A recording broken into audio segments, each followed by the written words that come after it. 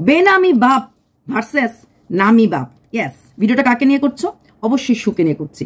এখন তোমরা বলতেই পারো সুকে নিয়ে ভিডিও করে তো ভালোই কামাচ্ছ। না, আমি গত 15 দিন সুকে নিয়ে কোনো ভিডিও করিনি, কাউকে নিয়ে ভিডিও করিনি। সপ্তাহে বোধ হয় 3-4 দিন পর একটা ভিডিও দিতাম, তাও ভালো করে কথা বলতে পারিনি, ভিডিও করিনি। মোটামুটি 15 দিন আমি বলতে পারো ওয়াইটি থেকে ভিডিও করার মতো কোনো ভিডিও আমি করিনি। আচ্ছা, সুকে নিয়ে কথা বলতে অনেকেই আপত্তি করছে, দিদি তুমি কি সুন্দর করে সুকে সু ডাকো, সু তো তোমাকে কি কি সব বলেছে। সত্যি কথা বলতে সু আমাকে নিয়ে কি ভিডিও করেছে সেটা দেখা আমার হয়ে ওঠেনি, কারণ আমি ওই যে বললাম আউট অফ স্টেশন ছিলাম, আমার ওই সময় কারোর ভিডিও দেখা হয়ে ওঠেনি। তো সু যদি কিছু বলে থাকে হ্যাটস অফ টু হার, কারণ সেটা কন্ট্রোভার্সি ক্রিয়েটার, তাকে নিয়ে আমি কিছু বলবো, সে আমাকে নিয়ে কিছু বলবো, সেটা হতে পারে। তাই আমি যদি কাউকে নিয়ে কোনো কথা বলি, অপোনেন্ট আমাকে নিয়েও কথা বলতে পারে, এবং সেই অপোনেন্টের কথা বলাটাকেও আমাকে গ্রহণ করতে হবে। ওয়াইটি মানেই গিভ অ্যান্ড টেক। আমি তোমাকে দেব, তুমি গ্রহণ করে তুমিও আমাকে দেবে। এটা তো পার্ট অফ আওয়ার জোন বলো, পার্ট অফ আওয়ার প্রফেশন বলো। তো এখন হচ্ছে সুকে তুমি কি সুন্দর করে সু নামে ডাকো। আমি সুকে নিয়ে সবসময় সুকে সু নামেই ডেকেছি। হ্যাঁ, আর সু নামটা সত্যি আমার পছন্দ, তাই আমি ওকে সু নামেই ডাকবো। আমি অন্য কন্ট্রোভার্সি ক্রিয়েটারের মতো ঘোরামুখী, ডাইনি, ছি ছি ছি ছি না, এরকম শব্দে অনেকেই ডেকেছে। যারা এখন ওর কাছের এরাও ডেকেছে, যারা এখন আগে কাছের ছিল এখন দূরে এরাও ডেকেছে, বাট আমি নেভার, আর আমি জীবনও ডাকবো না। মৃত্যুর দিন পর্যন্ত আমি সুকে, যখনই ভিডিও করব সুকে আমি সু বলেই ডাকবো। এটাই বোধ হয় বাবাদের শিক্ষা, মাদের শিক্ষা হয়, তাই না? না, সু খুব গর্ব, সুয়ের কাছে নামি বাপ আছে, মানে বাপের নাম আছে। এখন তোমরা বলতেই পারো দিদি বাবা টানছেন কেন? কারণ সুয়ের বাবা এখন একটা বেশ ভালো প্রেজেন্টেবল ক্যারেক্টারে আছে। হ্যাঁ, হাসি মুখ দিয়ে মেয়ের জন্য খাট টাট কিনছে। ভিডিওতে যাকে দেখানো হয়, ভিডিওতে একটু ভিডিও করতে গেলে ভিডিওতে রিলেটেড ক্যারেক্টারগুলিকে নিয়ে কথা বলা যায়। সুয়ের বাবাকে সুই টেনে এনেছে, আমি টেনে আনিনি, তাই বলা যায়। আর তাছাড়া কালকে সু সীমাকে বলেছে বেনামি বাপ তোর যে বেনামি, আপনি মাঝখানে পড়ছেন কেন? না, সীমা বেনামি বাপ, সীমার জন্ম জঘন্য জায়গায়, সীমার বড় হওয়া খারাপ জায়গায়, এগুলি তো আমি অস্বীকার করছি না, বা আমি অস্বীকার করার কে বা কোন অধিকারই বা করব। তো সীমা বেনামি, কিন্তু সু তো নামি বাপ, ভালো সংস্কার নিয়ে বড় হয়েছে, তাই তো? সু আমাকে নিয়ে যা কিছু বলবে এটাই হয়তো বোঝা যাবে ওর বাবা মার শিক্ষা। আর ঠিক যেমনি আমি যখন সুকে নিয়ে ভিডিও করব, এটা তো হয়তো কোথাও না কোথাও বাবা মার শিক্ষাটা থেকেই যায়। হ্যাঁ, বাবা মার শিক্ষা থেকেই যায়। কটা মেয়ে পারে বলেন তো বুকে হাত দিয়ে, যে ভিডিওটা দেখছেন আপনিও কারোর মেয়ে, আপনারও ঘরে হয়তো মেয়ে আছে, আপনিও কারোর মা, নিজের মাকে খা মা চু বলতে পারেন না। সেটা বোধ হয় শিক্ষা। হ্যাঁ, মাস্টার ডিগ্রি হোল্ডার হতে লাগে, বিএড হোল্ডার হতে লাগে, মাকে গালি দিতেও ঠোঁটে মুখে লাগে না। মানুষকে গালি দিতে দিতে নিজের মাকেও গালি দেওয়া যায়, সেটাও কিন্তু ওই নামি বাপের শিক্ষা বা নামি পরিবারের শিক্ষা হতে পারে। সীমা তো গালি দেবেই, সীমা তো নোংরা জায়গায় জন্ম, নোংরা জায়গায় বড় হয়েছে। ভদ্র জায়গায়, ভদ্র পরিবেশে, ভদ্র বাড়িতে বড় হয়েও মানুষকে বলা তো ঠিক আছে, অনেকেই বলতে পারে, নিজের মা বাপকে বলতে কিন্তু অনেকেই পারে না। লোকের ভাইকে অমুকের ভাই তমুকের ভাই বলে গালি দেয়, নিজের ভাইকে কেউ ওরকম নোংরা গালি দিতে পারে না, তাই না? তাই সু এটাও করে দেখিয়ে দিয়েছে, এবং সেটা সোশ্যাল মিডিয়াতে জল করে জ্বলেছে। সেখানে আমাকে নিয়ে কিছু বললে আমি কেন খারাপ পাবো বা আমি কেন কষ্ট পাবো? আমিও তো, সু তো আমাকে নিয়ে কিছু বলতে আসেনি, ওকে নিয়ে ভিডিও তো আমিই প্রথম করছি, যেটা করছি এটা করবই। কারণ একজন কন্ট্রোভার্সি ক্রিয়েটর বলে ওকে ছেড়ে দেওয়া হবে, সেটা তো মানে হয় না। কারণ ও দিনের পর দিন ব্লগারদের নিয়ে নানা রকম কথা বলেছে। আর একটা ওয়ান অ্যাঙ্গেলে সু কিন্তু ব্লগারও, তাই না? ওর ব্লগ চ্যানেল আছে, সেই ব্লগ চ্যানেলেই তো ওর বাবাকে নিয়ে ও দহরম মহরম দেখাচ্ছে। তাহলে সেই অ্যাজ এ সু, not as a controversy creator, as a blogger তো আমরা অনেক কিছুই মানে নিয়ে আসে কথা বলতেই পারি ওর থেকে। তো অবশ্যই ভিউজ ম্যাটার্স।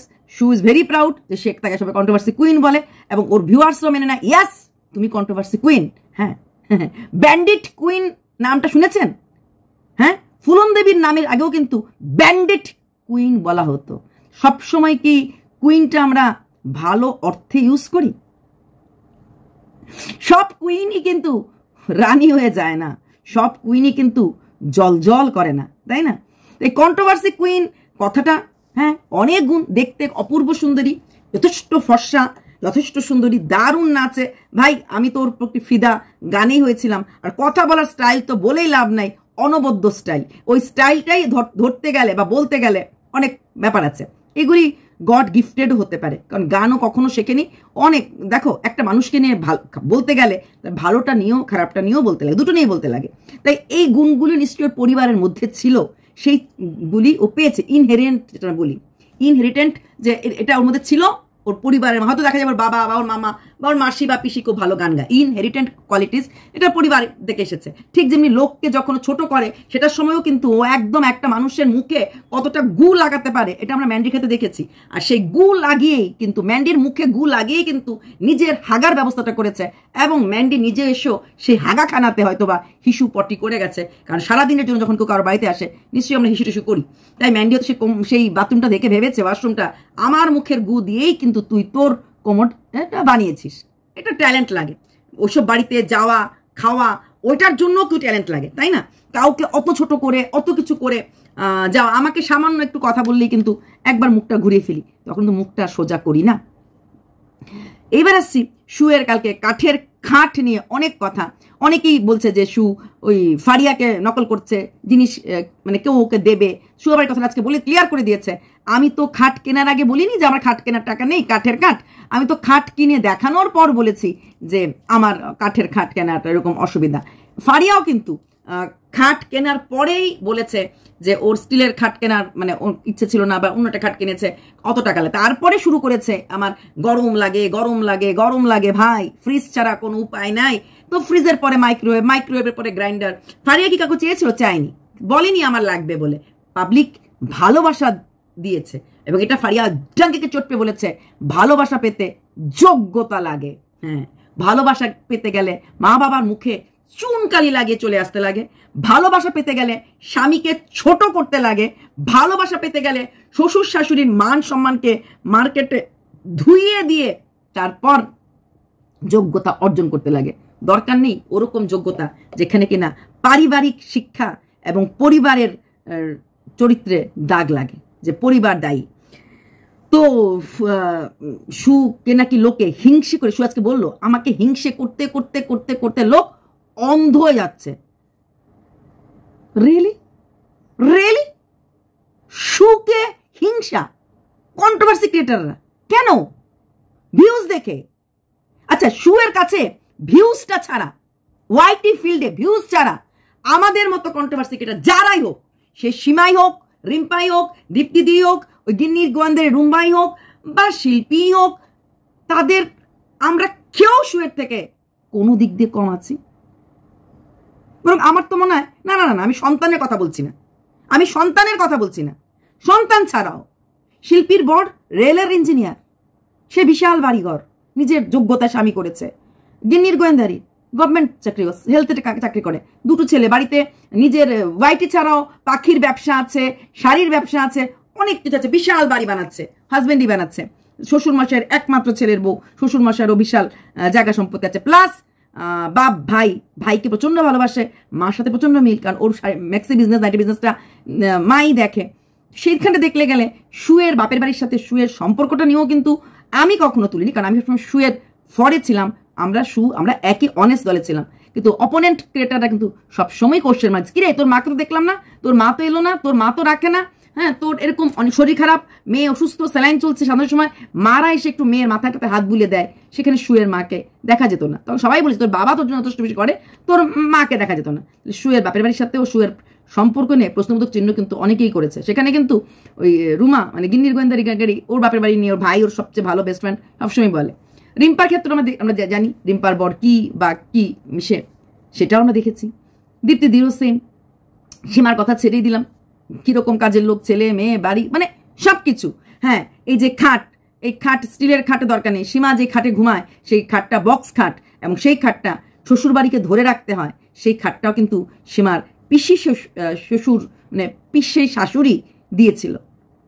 দিলে সেই খাটটাও কিন্তু শ্বশুর বাড়িতে বৌমা হিসাবে ভালো নাম ডাক করলে পরেই, ভালোবাসা পেলে পরেই কিন্তু শ্বশুর বাড়ি থেকে অর্জন করা যায়। তাহলে সীমার এই বেনামি বাপ সীমাকে একটা ভালো ঘরে বরে বিয়ে দিতে পেরেছে, এবং বলতেই পারবে সীমার বর সীমার থেকে বয়সে বড়, সীমার বর এটা করে, যা কিছুই করুক নিজের দমে একটা সুন্দর বাড়ি বানিয়েছে, নিজের দমে বউকে দুটো কাজলুক রেখে দিতে পেরেছে, নিজের দমে সীমার বর তার নিজের দমে ওয়াশরুম কিচেন বানিয়েছে, নিজের দমে তার ছেলে মেয়েকে বড় করেছে বরের টাকাতেই। সীমার কোনো সেখানে 1% দামও নেই।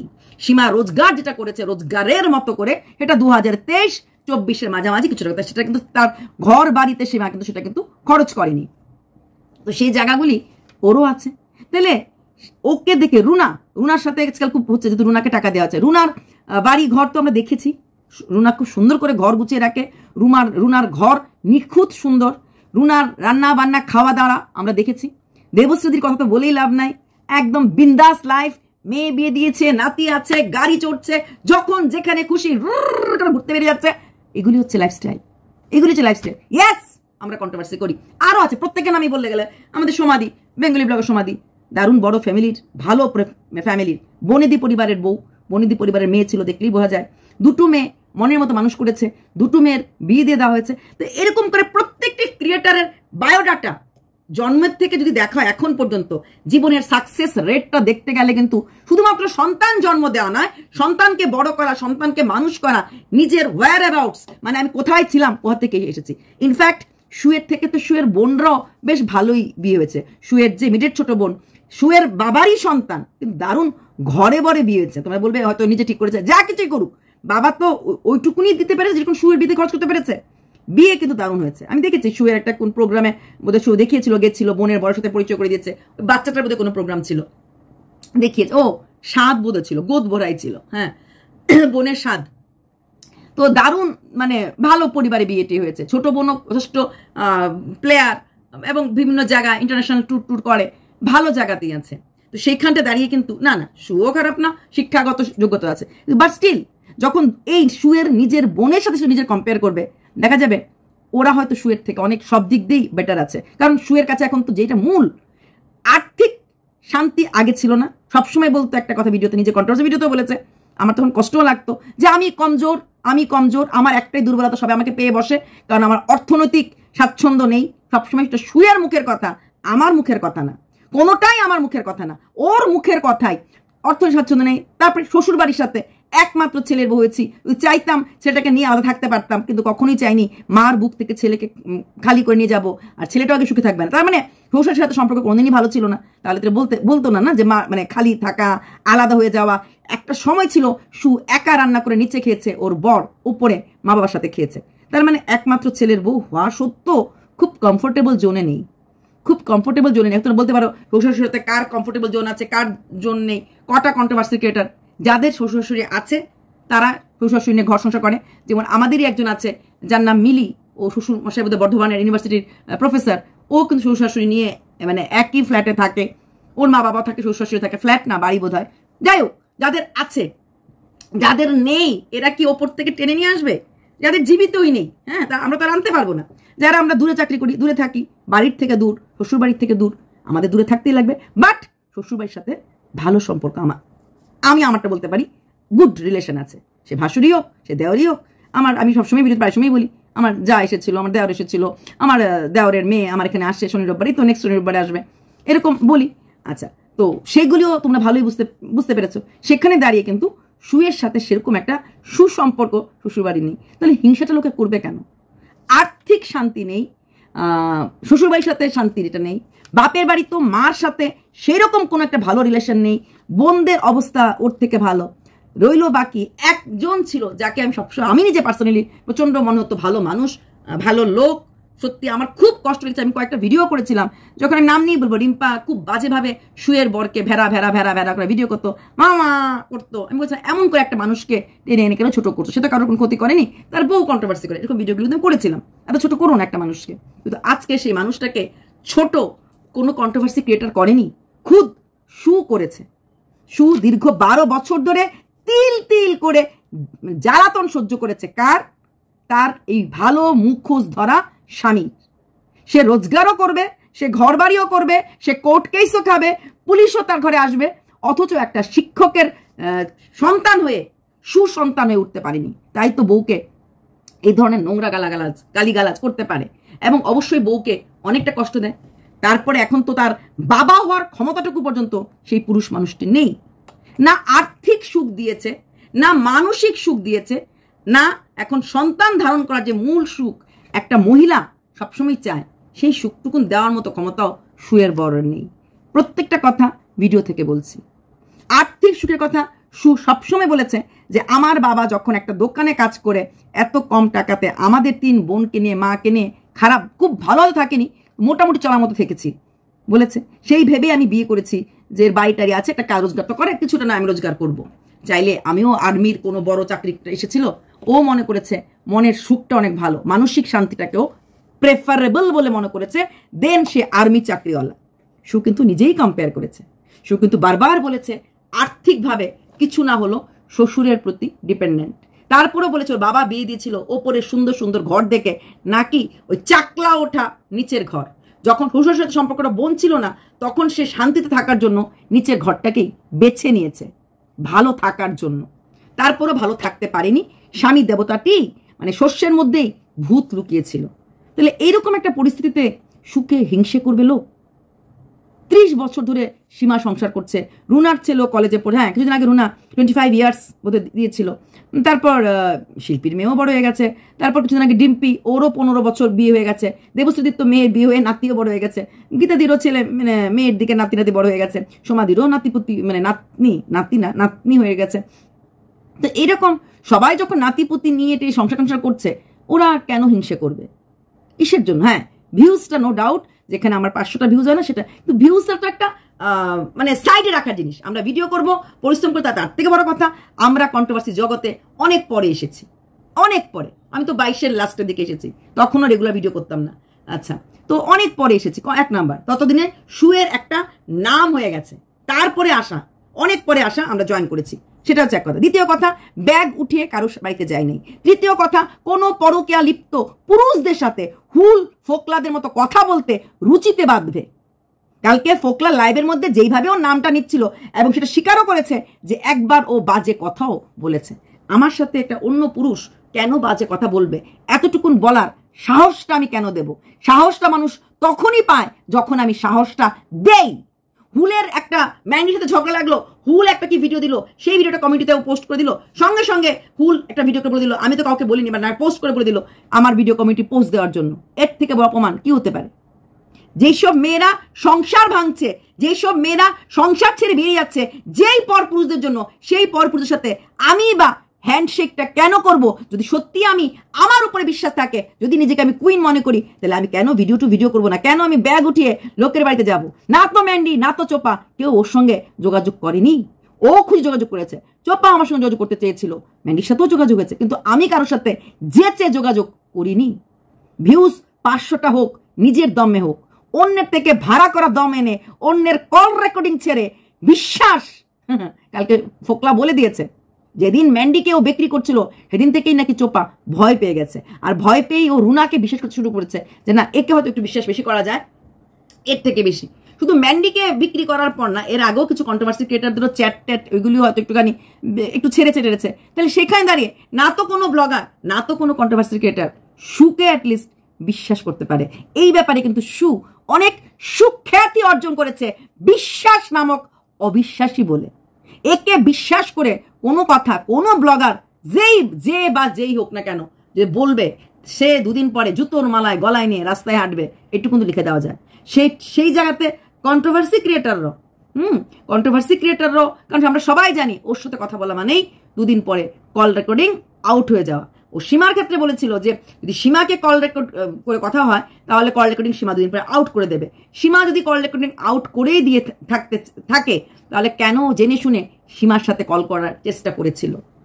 কেন হ্যান্ডশেক পিছে করার চেষ্টা করেছিল? অনুমান করে ভিডিও করলে অনুমান শক্তি নাকি কন্ট্রোভার্সি ক্রিয়েটারদের তলানিতে এসে পৌঁছেছে সবকিছুই। হ্যাঁ, কেউ বলছে কোন জায়গার নাম বলছে, ওর বাড়ির কাছে ওখানে ফ্ল্যাট নিচ্ছে, কেউ বলছে ফ্ল্যাট কিনছে, ব্লা ব্লা, কেউ বলছে প্রেগনেন্ট হবে। প্রেগনেন্ট কি বাড়িতে বসে হওয়া যায় না? প্রেগনেন্ট হওয়ার জন্য দূরে যেতে লাগে।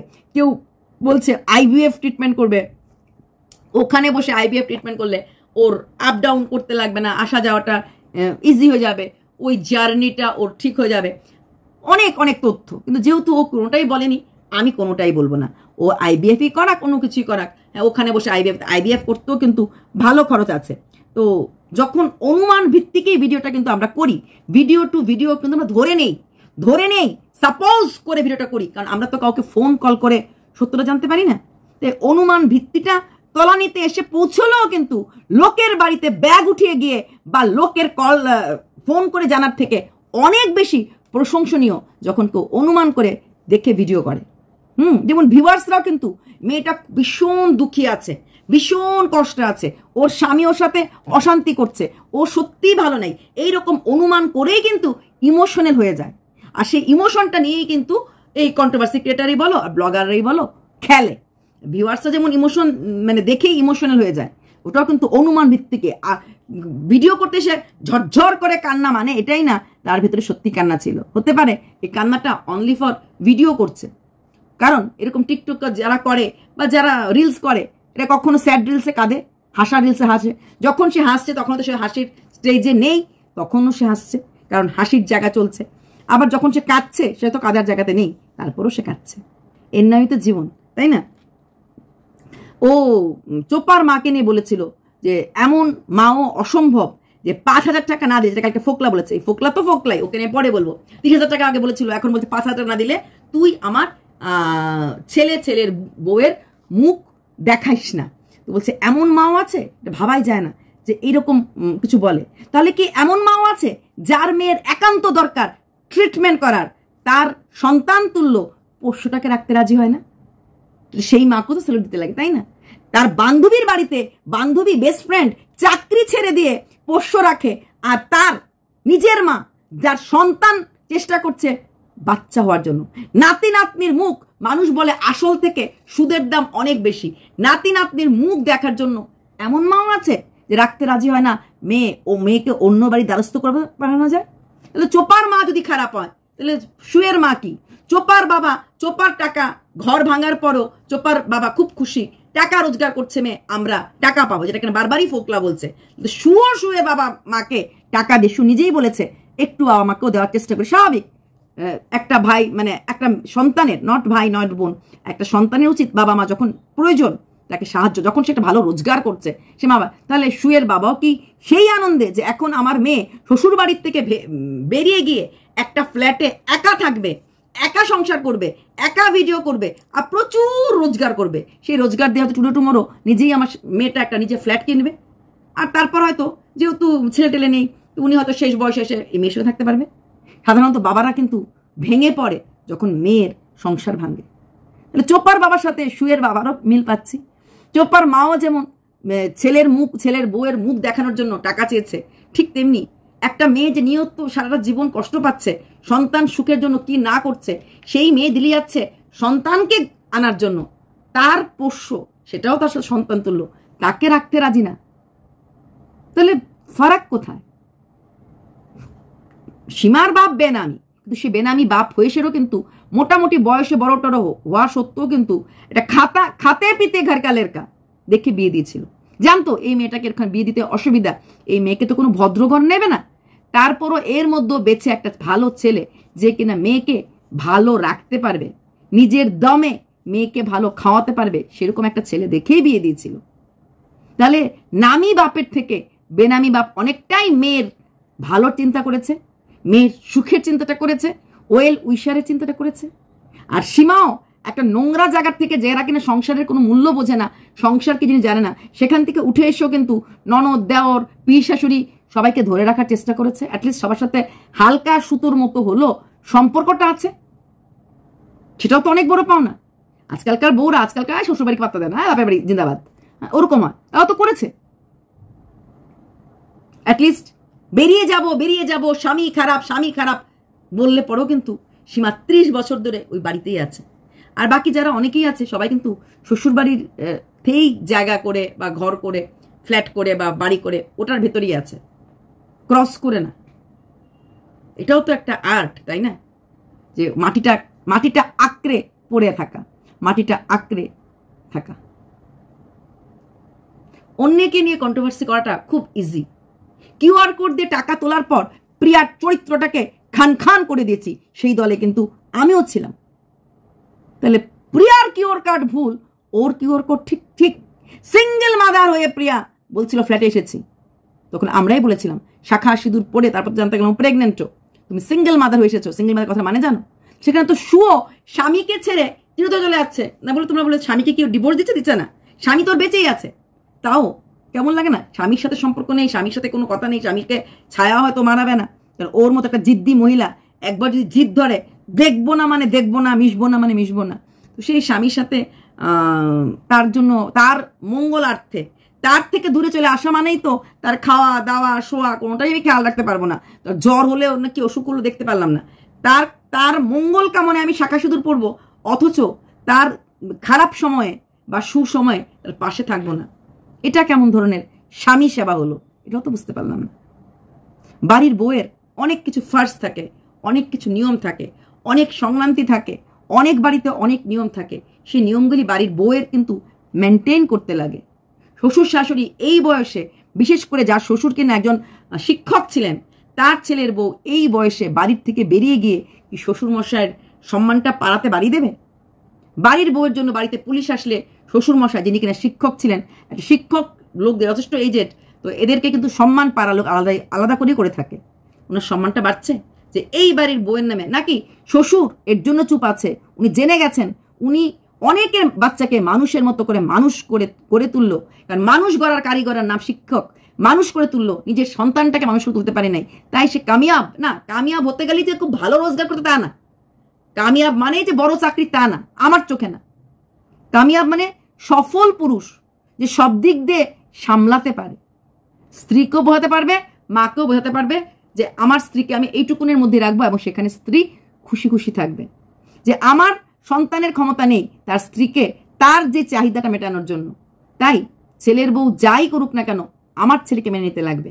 আর যেহেতু ছেলে মেনে নিচ্ছে, সেই হিসাবে মা বাবা হিসাবে আমিও মেনে নেব। সবকিছুই সময় বলবে।